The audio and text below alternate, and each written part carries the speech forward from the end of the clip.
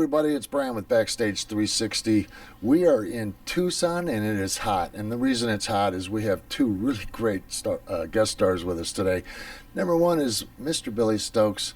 Recently put out an album, Muscle, Blood, and Guts. We're going to see if we can talk about that a little bit. Billy, thanks for taking some time, brother. You got it, brother. It is it's Muscle and Blood is the title of it. And what did I say? It, though. Muscle and Blood, but throw in the guts too. Hey. But let's start over. Let's start over. Yeah, so, I made that album and used a bunch of local talent mixed with some international talent. Guitarist Frank Marino, Les Dudek, Pat Travers, Barry Sparks on bass, Crystal Stark, background singing, and local guys Jim Pavette, drums, Richard Katz on keys, and two other girls, Julianne. So anyways, we did this album here in Tucson. It was a fun project, and it was a great project. Got it finished.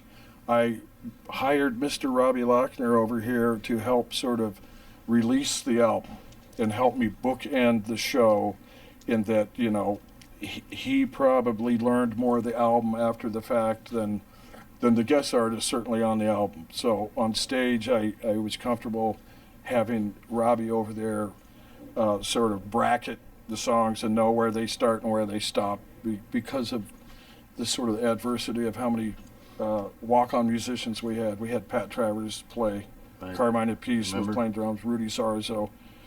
No real rehearsal, so it was important to have at least one additional person who knew the music. And that's how I met Robby. And that's how I met you. Was we were actually covering Pat Travers at a show in San Diego, and you happened to be in there. So that's when I got a copy of the album. And if you guys don't already have it, you should. It's a great album. And now we also have with us Mr. Robby Lochner from Jack Russell's Great White, guitar player. And Robby, thanks for taking some time. Hey, you're welcome. Now, you guys too, I'd be remiss if I didn't back up a little bit on you guys too.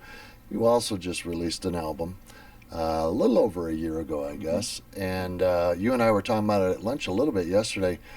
There's some ballsy songs to have put on that album, and you guys really came out with it. Yeah, and you mean ballsy, not as ballsy as in ballsy, but ballsy as in to actually do that, as in the a cappella track, which has had no balls really. I shouldn't say it had no balls, but it had some balls in the vocals, but it was just all vocal, and it was a little different. But in my mind, I was thinking in the record with it, like Happy Trails to You, kind of something Van Halen might do, but very different because it was 50s kind of doo-wop-ish. And, it's gone over really well.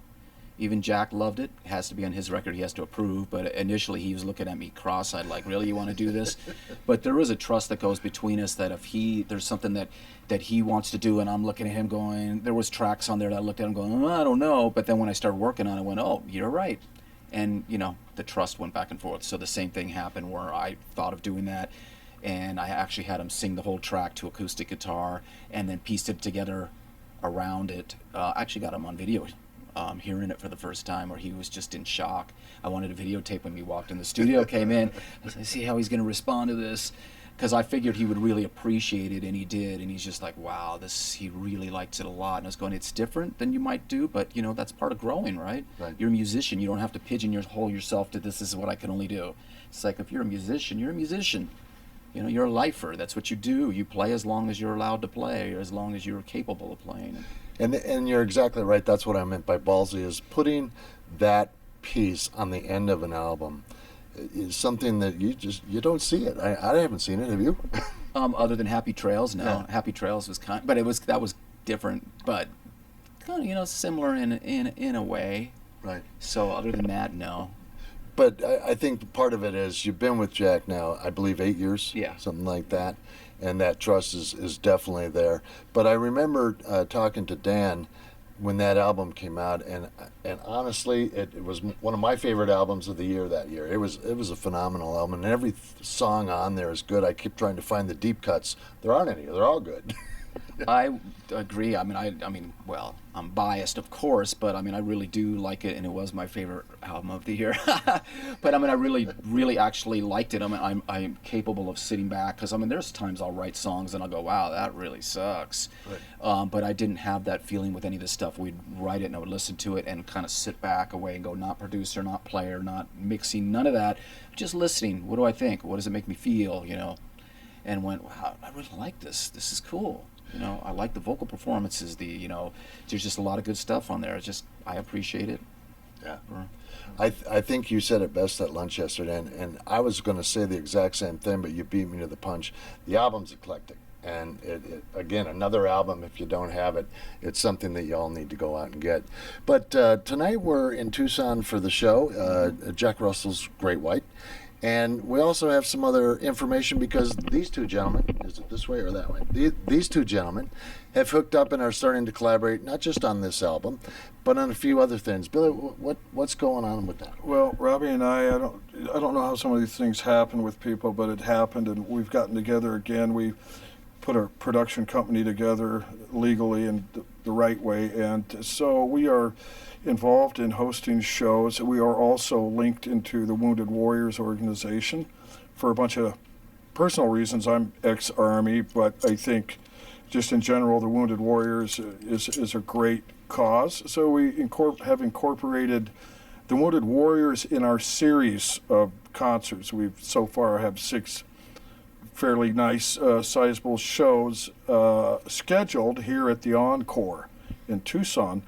But I think, you guys listening to your talk just a minute ago and talking about creativity in that album, and I think Robby was alluding to it, the creativity, having songs with depth, and I think that's what is driving Robby or most musicians, is to create some music with depth.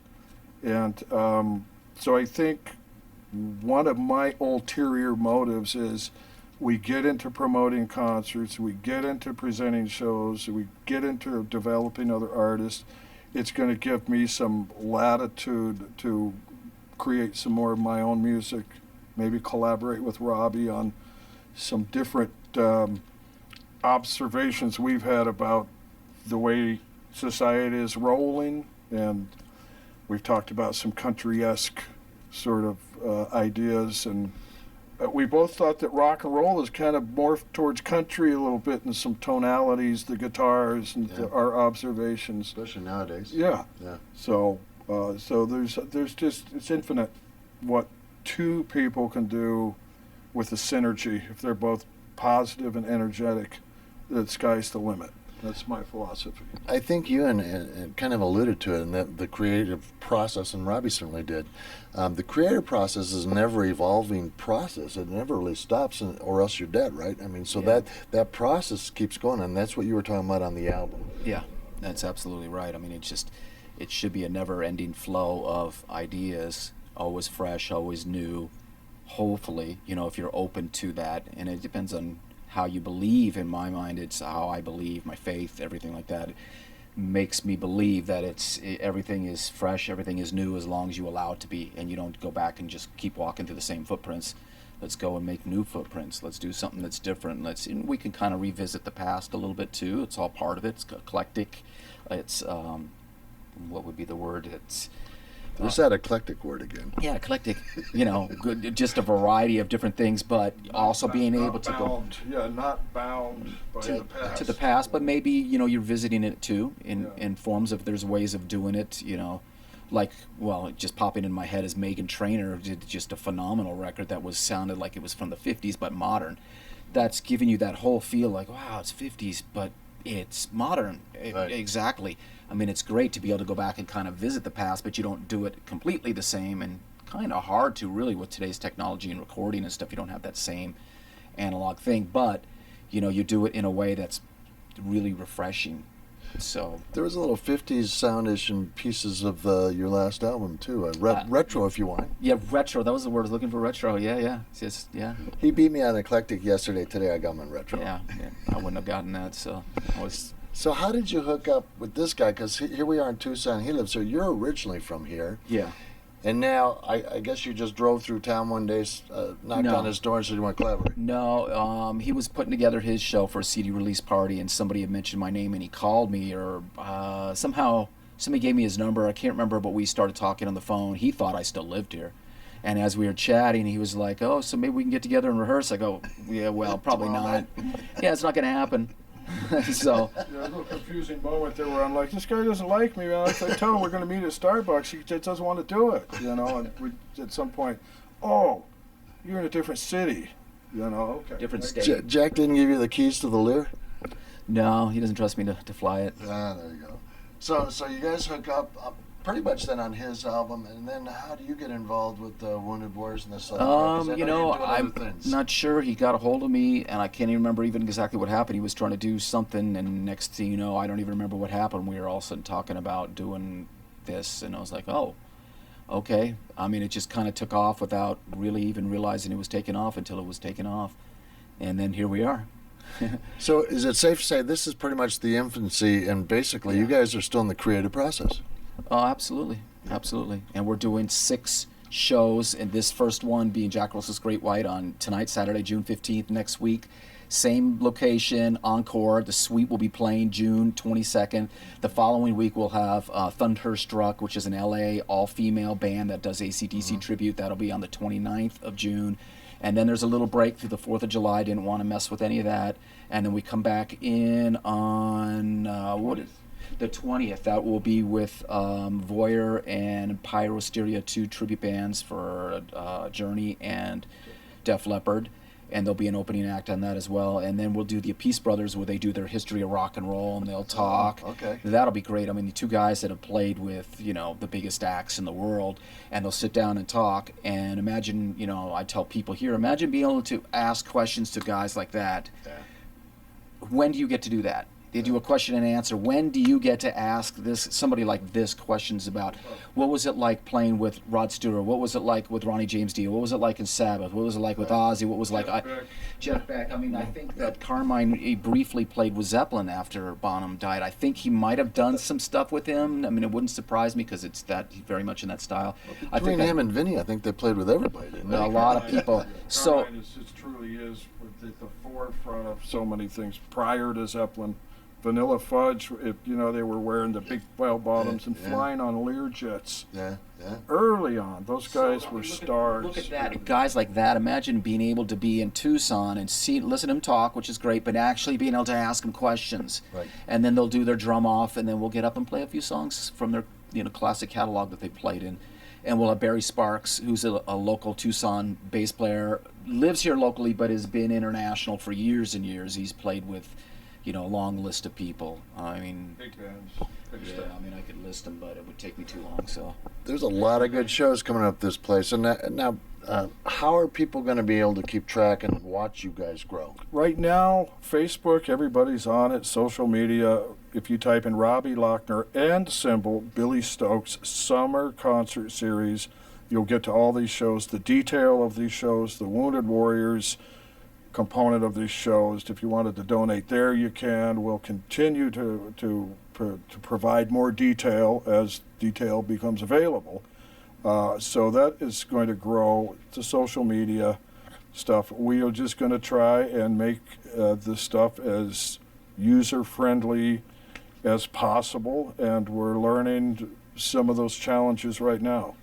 We're going through that. I have so much respect for both of you for what you're doing, and I've always loved your stuff anyway, and I recently, in the last year, got the pleasure of listening to your stuff. How can people actually get involved with you if they want to donate some time or whatever they can do? If somebody actually wants to get involved, other than coming to the show, same thing, same contacts? I think I put my phone number on that social media. I'll talk to anybody anytime to do with artisanship or the importance of my belief, the importance of artisanship. You know, I spent a lot of time overseas in cultures and societies that tamped down the free thinking and artisanship. So I know in a visceral way why this country is so special. And you can go down and pick up a guitar today and express yourself or paint or mold a piece of clay.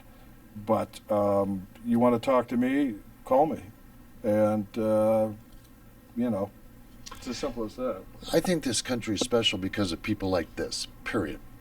If you guys want to help out, you want to get involved, use those contacts. Look, there goes the address right across the screen, right on top there. See that? I saw it. I saw it. Call, fax, video, whatever. Make sure you guys also try and get out to these shows and stay tuned to them for more information. Guys, thank you so much for having us out here at Backstage 360, and we're looking forward to the show, too. Excellent. So Thank you. Thank you. Appreciate both of you. For Backstage 360, thanks for watching. We'll catch up with you soon.